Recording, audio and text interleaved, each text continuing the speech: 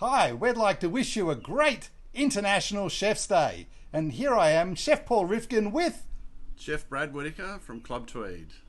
How are you, Paul? I'm very well, thank you. That's good, mate. And Good. how long have you been a chef? 45 years, mate. 45 years. I think I've been a chef for 45 years too. Yeah, we must have both started very young. That's it. Yeah. Does that make us old?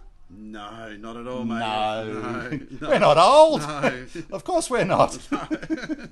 No, not at all. No, but what an awesome industry to work in. I think it's been amazing. Yeah. Absolutely amazing industry, yeah. Yeah. So what sort of things have you got up to?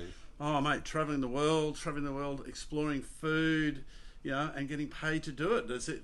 Could it get better than that? It is. Yeah. Most people travel overseas to get food they've got to pay for. That's right. And we come back and we take it as a business deduction. It. I mean, how good's that? Exactly, yeah. And look, I'd certainly encourage any young people out there to have a go. Come and try out, be an apprentice. It's just, it's a great career. It certainly is. And I tell you what, I've been in this industry that long and seen so many chefs and young apprentices, and it really is an amazing industry that you definitely need to come and join us. Don't believe that people say that it's not good. It's amazing. Great lifestyle.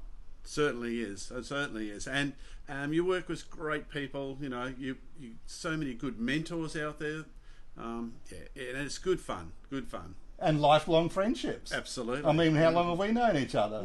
We can't even remember anymore. That's it. No. So, International Chef's Day.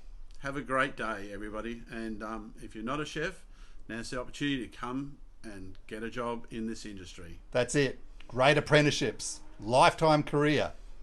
You can be just like us. Amazing.